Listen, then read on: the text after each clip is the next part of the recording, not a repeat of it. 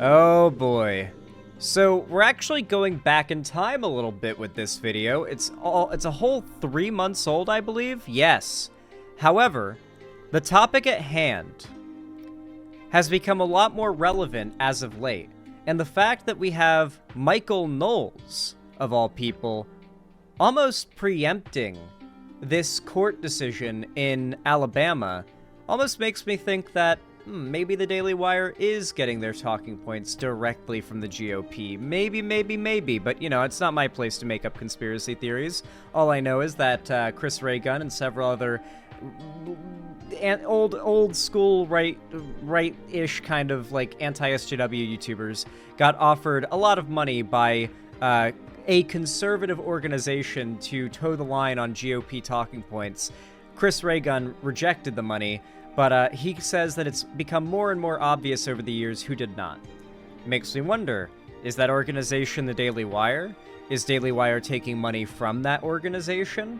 Is it just such a large industry with so much money in it, the conservative grift sphere, that, like, they're completely separate, unrelated, organizations doing the same thing? It could be either one, could be the option, frankly. Anyway, recently, Alabama's Supreme Court had an extremely unpopular ruling. Mind you, this was not a thing that was,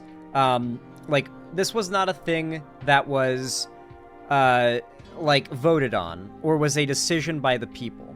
This was a court decision made unanimously, essentially, not unanimously, basically without any say from the people who it's going to affect. Basically ruling that embryos are human lives, effectively banning IVF.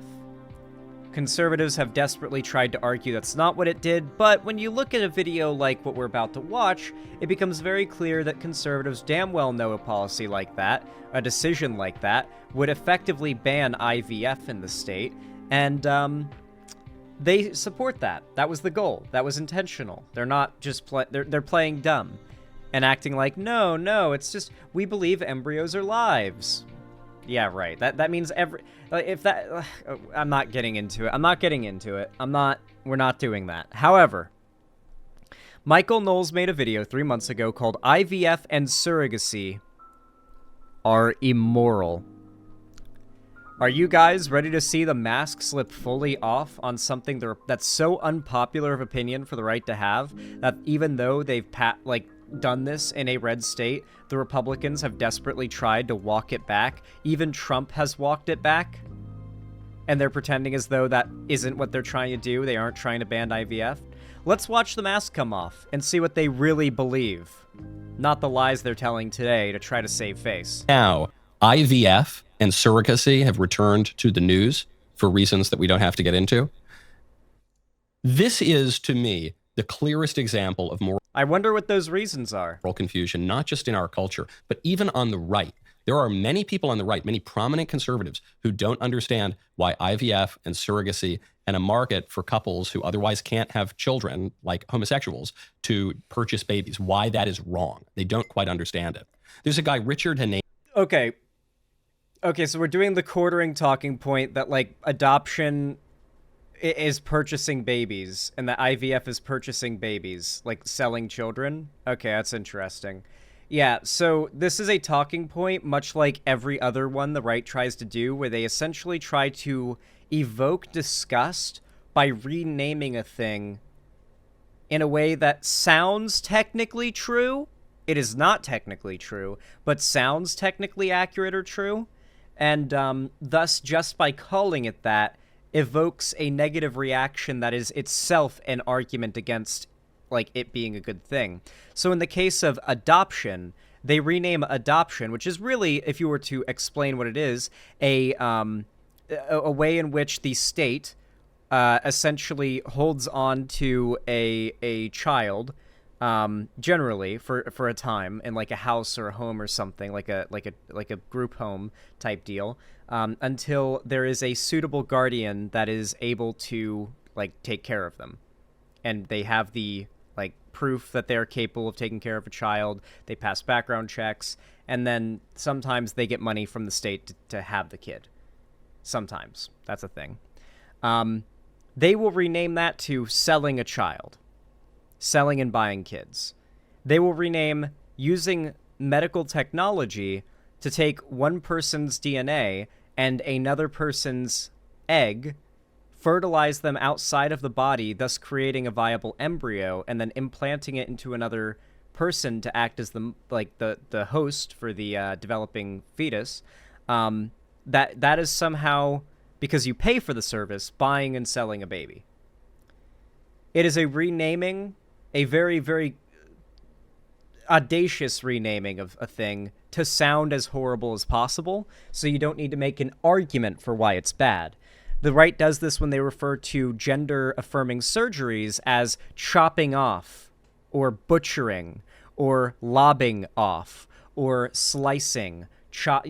They use these words that are meant to evoke disgust, fear, cringe, because they can't make an argument against these things. So instead, they just describe it in an inaccurate way that sounds, to the layperson, about right.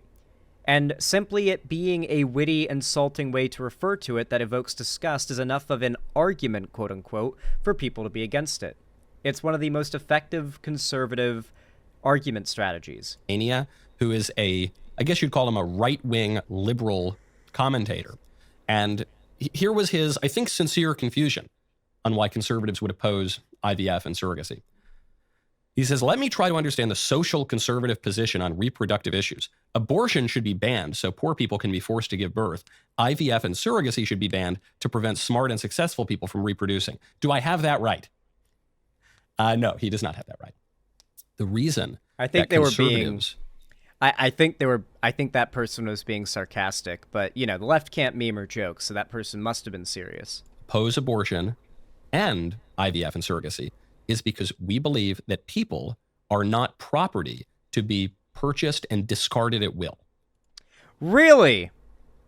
Really? That's why? People are not property? Why is your entire policy around children and women that they are the property of their husbands and fathers? Like, this guy will literally in his next video argue, effectively by hard implication, that children are the property of their fathers and women are the property of their husbands. Or their fathers until they have a husband. Or should be, at the very least. The idea that they are not against that is not what they are against. Essentially, they have come up with an explanation for their beliefs that sounds as egalitarian as possible. Because remember, we've won the culture war already. The fact is, the left won the culture war a long time ago. The second conservatives had to start lying about not being racist and not being homophobic. Like, once a certain minority group stops being acceptable to admittedly be bigoted towards, and you have to start using euphemisms, dog whistles, and denying accusations of being racist or bigoted towards that group, what does that mean when they are denying the accusation of that bigotry? They know they are racist. They know they're homophobic and transphobic and sexist. It's oftentimes, revealed in DMs that they have in private. Why are they so scared to let the mask slip? There are many reasons. Some of them involve their financial stability with, certain companies and stuff like that. There have been banks that have cut off the services of some Nazi figures because they've just gone too far and gotten too big going too far. But broadly, it's the fact that we've already won the culture war. All of the reasons why they have to hide it shows that they're forced into a position where they have to convince people that being bigoted is woke. So much of the conservative talking points try to round about at a base level to the left are actually the real bigots. We've already won the culture war when they have to lie about what they are, because people broadly are already so predisposed to be against what they truly are. And so they have to lie. They have to misrepresent. They have to pretend their beliefs aren't what they really are. Something that we on the left don't have to do. We can be loud and proud and cringe as fuck, screaming our beliefs passionately from the rooftops, and making it very clear how much we care about like given topics, even to the left's detriment at times. The right can't do that. Oh, I'm sorry, chat. Oh, the coughs. That's why. That's what unites those two issues. That's what unites the broader sexual ethic among conservatives. What used to inform the civilization that used to be called Christendom. That is why it's wrong. It's not just the homosexuals who have to recognize it. We'll get to it in 1 second. First, though, when you want to treat your body right, you got to check out Good Rancher. Oh my fucking god, these people are fucking shameless. Jesus Christ. How much of this is a sponsorship? Okay, it seems the sponsorship ends roughly here. At the image of two men creating a child through IVF.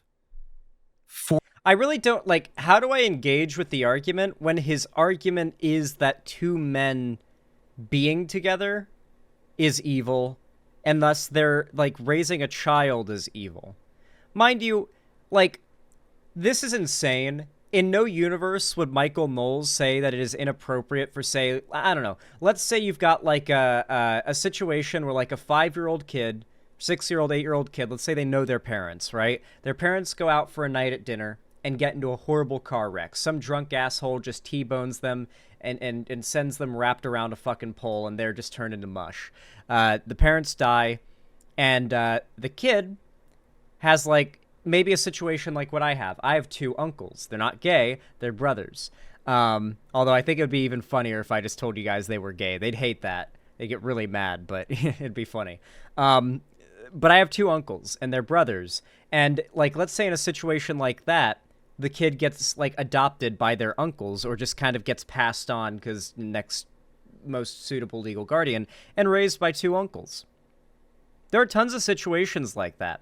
Grandparents or like a grandpa and like great grandpa, like taking care of like an orphaned kid, that's part of their family. That happens all the time. And while losing a parent isn't ideal, and obviously in this situation no parent is being lost to death, so it's far less traumatic for a kid who's, you know, come from these circumstances that Michael Knowles wants to ban. But in this example, there are tons of people who are raised by 2 women, 2 men, not because they're in a gay relationship, just because of circumstances. Many times they're blood-related family, even. And those people tend to be perfectly fine and well-adjusted. There is yet to be any scientific evidence whatsoever provided that shows that men are not as capable of providing the care and nurturing aspect for children that mothers and women are generally expected to. Just because we have a strong societal bias in favor of women falling into jobs like nursing, teaching, and other caring-related jobs like childcare, does not mean that is a woman-specific thing. Men are just as capable of it. We have just socialized our society more towards that. At a time that was probably more useful, but our society gets more and more functionally egalitarian as time goes on. Like the strength, speed, and whatever other differences between most men and women, it gets less important as time goes by. And so the ideas, the reasons why those social standards existed are starting to fade away, and so those social standards don't need to exist anymore either. Michael Knowles and his entire worldview rely on halting the world's progress. For the express purpose of denying that child his mother. People recoil naturally. Some people, they consciously recognize why that is so wrong. For some people, it's just... He's actively acknowledging it. They recoil naturally. He is trying to reword things and make an argument that evokes disgust. It has also actually been scientifically proven, believe it or not, that conservatives, people who vote Republican, literally like have more activation in the disgust part of their brain when they encounter something new. You can, like, so you can do brain scans of people, and there are certain parts of our brains that react, that light up when we have positive reactions, positive emotions, and there are ones that light up when we experience fear, anger, pain, stuff like that, or disgust. So sort of like in, what's that, was that show, or the movie called Inside Out? The one with, like, the people inside the girl's head or whatever, the emotions? You can see the parts of the brain light up, and they've done massive studies on people based on political affiliation and voting status to see how do conservatives react when seeing a new thing. Obviously, many of these things involve people from different cultures, other countries, you know, and even things that are meant to be gross, right? Well, seeing how do lefties or like progressives respond. Progressives don't necessarily have the inability to feel disgust at things or feel weirded out by things that are different, but at an alarming rate, a much alarmingly higher rate, people who vote conservative or tend to lean conservative see massively higher amounts of brain activity in the part of the brain that experiences disgust and fear when they see something new or strange to them.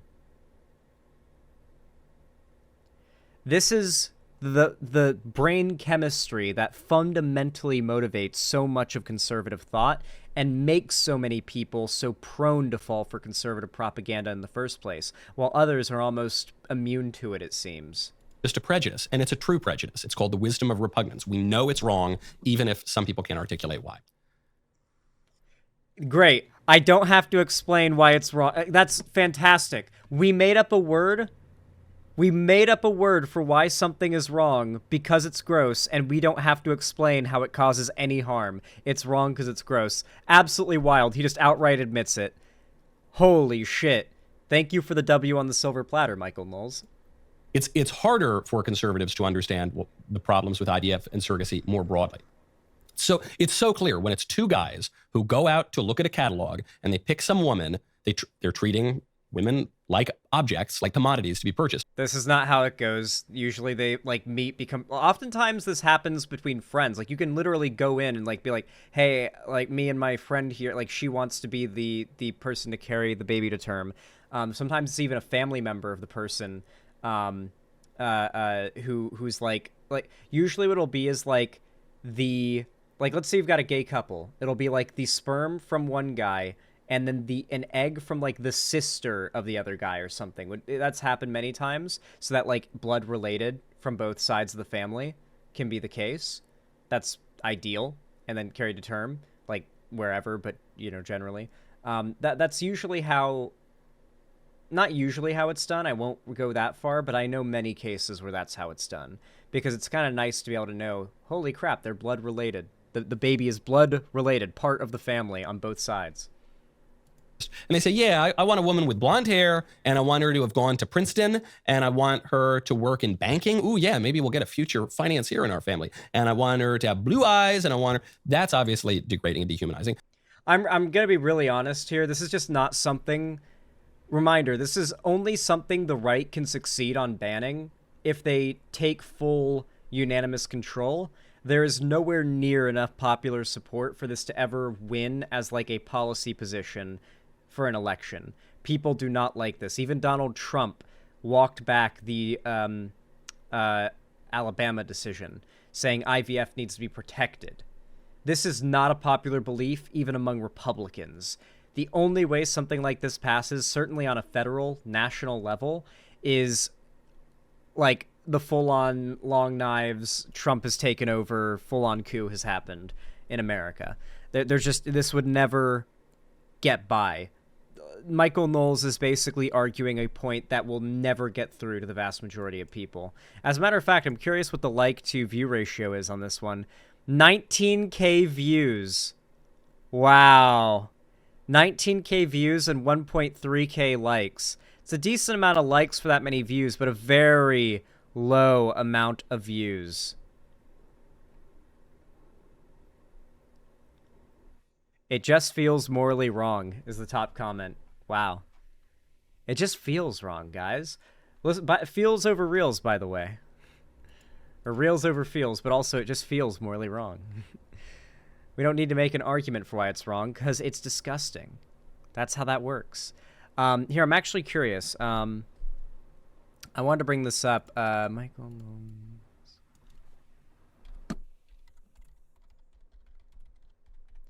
You guys know the drill. We responded to Michael Knowles. Thanks. We responded to Michael Knowles, so we have to watch this. Buddy? Thanks. It spoiled it. I can leave. There we go. This is Michael Knowles, by the way. This is Michael Knowles. That was... Wow. Thanks. Have you not done it with men? Mind if we don't get into that? Oh yeah, sure. It's not a lot, is it? Can I get a towel? Fucking hell, dude. After hearing Michael Knowles rail against gay people for like 19 minutes, I feel like that clip is a very good palate cleanser. Actually, I'm curious. Comment down below when this video goes out on YouTube if you didn't know that video existed before you watched this video. I feel like at least a fair amount of you had no idea that was a thing before seeing this video, and probably laughed your asses off with confusion and just funniness, and being very shocked if you did not know about it. I'm curious how you reacted if you didn't know. Anyway, that's pretty much all I have to say on the matter. Like, Michael Knowles is just arguing an unpopular point that not even his own side agrees with. It's quite funny to watch.